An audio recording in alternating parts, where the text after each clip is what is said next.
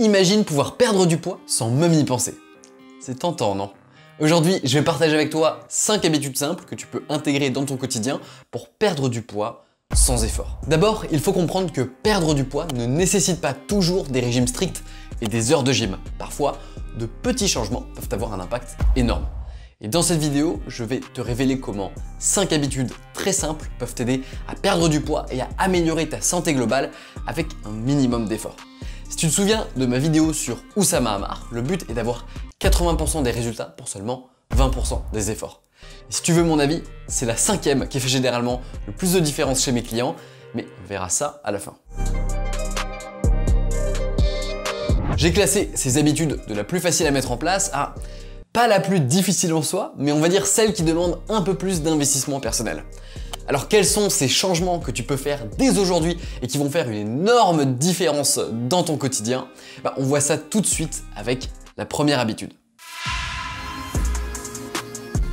Que ce soit via les jus de fruits, les sodas, l'alcool ou encore le sucre dans ton café, il faut que tu comprennes une chose. Les calories liquides n'ont aucun pouvoir de satiété. Zéro.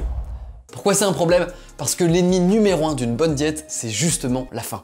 Si tu n'avais jamais faim, on va pas se mentir, ça serait quand même plus facile de perdre du poids. Si tu manges intuitivement jusqu'à satiété et sans compter tes calories, ce que la majorité des gens fait, alors toutes les calories qui viennent de boissons s'ajouteront en plus de ce que tu manges naturellement. Il faut vraiment comprendre que les calories liquides seront toujours des calories qui viennent en plus de ce que tu consommes naturellement avec la nourriture. Je vais prendre un exemple pour que tu comprennes bien où je veux en venir, et cet exemple, ça va être la bière. Voilà, je suis du Nord, je te propose de te connecter à mes racines quelque temps. Une pinte de bière, là d'où je viens, c'est environ 250 calories. Pour que tu te le représentes bien, c'est la moitié d'un Big Mac. Mettons que tu consommes 4 pintes par semaine, et franchement ça va, je suis gentil. Ça nous fait un surplus calorique de 1000 calories par semaine, de quoi prendre 1 kg tous les 2 mois. Et là, je prends que l'exemple de la bière, mais faut inclure toutes les calories liquides. Un verre de soda, c'est un peu plus de 100 calories, idem pour les jus de fruits industriels, et chaque morceau de sucre dans ton café revient à une trentaine de calories. Tout ça, ça s'ajoute et ça peut faire une énorme différence sur le long terme. La bonne nouvelle, c'est que c'est super facile à résoudre sans aucun effort, puisque la majorité de ces boissons existent dans une version 0 calories ou au pire, à une alternative plus rassasiante.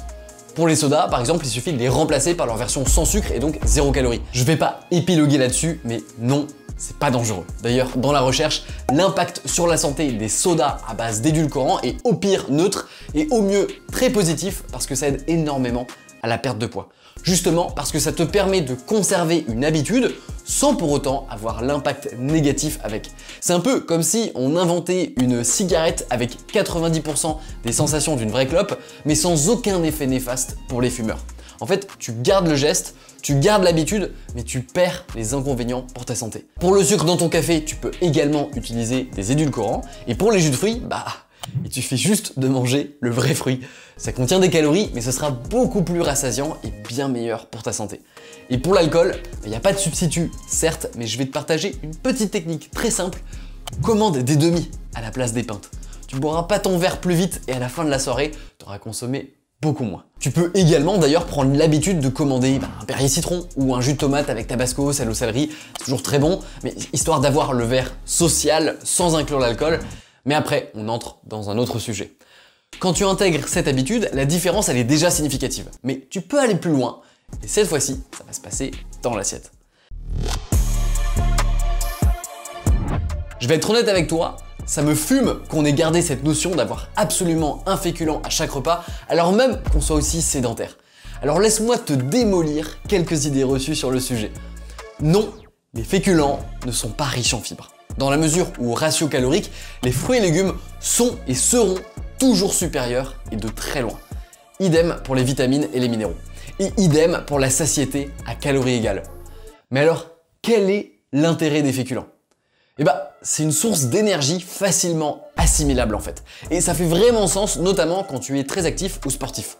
Mais de une, la majorité de la population est sédentaire aujourd'hui, c'est peut-être ton cas, donc elle n'a pas un besoin vital de consommer des féculents. Et de deux, si tu es en surpoids aujourd'hui, tu as de base des réserves d'énergie. C'est d'ailleurs tout le principe du stockage de graisse, avoir de l'énergie disponible en cas de manque. Donc tu ne vas pas mourir ou faire une hypoglycémie si tu consommes pas de féculents. Ne t'inquiète pas, tout va bien se passer.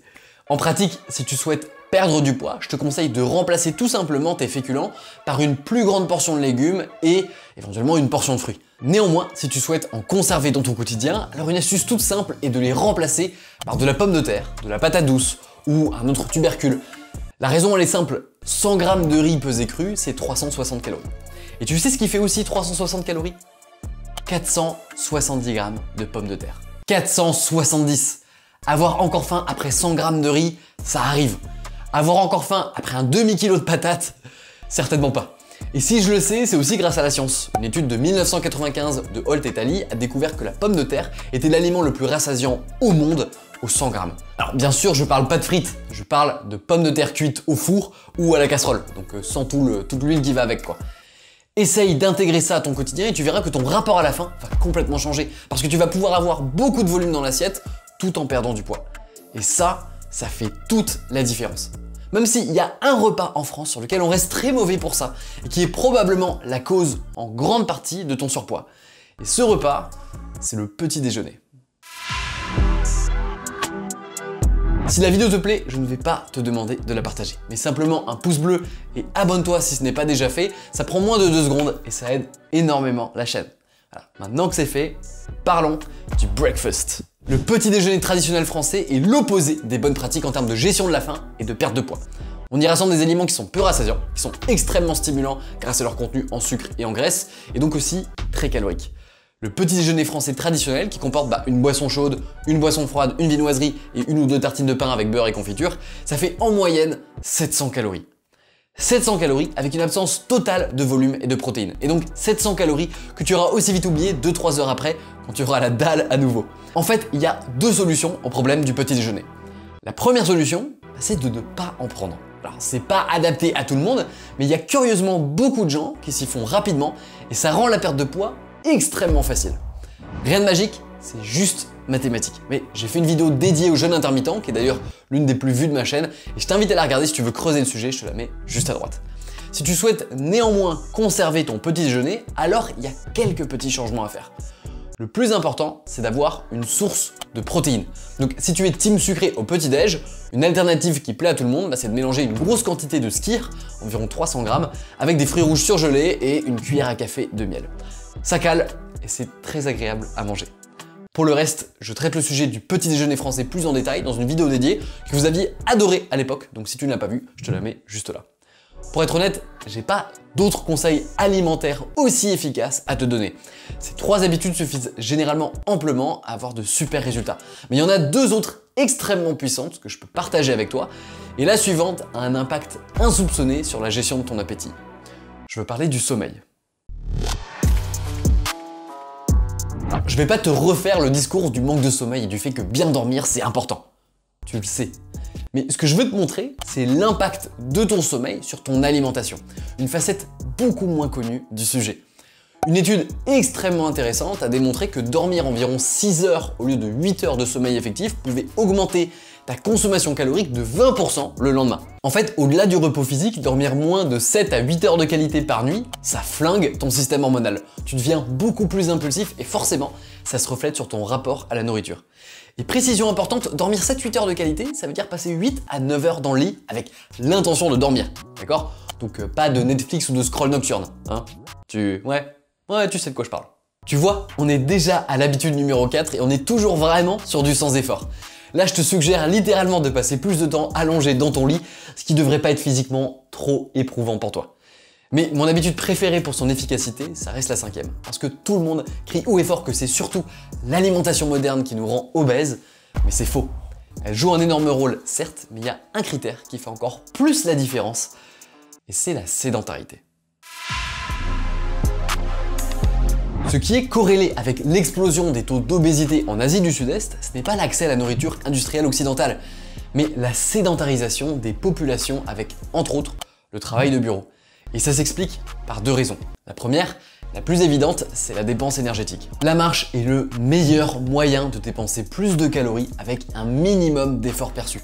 En moyenne, compte 5% de ton métabolisme de base en dépenses énergétiques supplémentaires pour chaque tranche de 2500 pas de plus que tu fais au quotidien. Donc si ton corps brûle 1500 calories au repos, ce qui est le cas d'une femme sédentaire de taille moyenne, le simple fait de faire 10 000 pas te fera passer ce total à presque 1900 calories. C'est presque un repas supplémentaire. La deuxième raison, c'est l'appétit. Paradoxalement, des études ont montré que l'ultra-sédentarité était généralement accompagnée d'un appétit plus élevé que lorsqu'on bouge modérément. Et c'est seulement lorsque l'activité physique est considérée très élevée que l'appétit s'en ressent réellement et dépasse celui d'un ultra-sédentaire. Donc tu as tout intérêt à bouger tes fesses pour pas seulement dépenser plus, mais aussi naturellement manger moins. Et la clé avec la marche en fait, c'est de simplement l'ancrer dans des habitudes de vie. Par exemple, faire davantage de trajets à pied, ou prendre l'habitude de retrouver ses amis pour marcher dans un parc plutôt que dans un bar après le travail. Ou même, sans marcher, prendre le vélo plutôt que la voiture. C'est déjà diminuer radicalement la sédentarité. Et je te vois venir. Tu vas me dire, ouais, mais moi je télétravaille la moitié de la semaine, donc je suis facilement beaucoup plus sédentaire.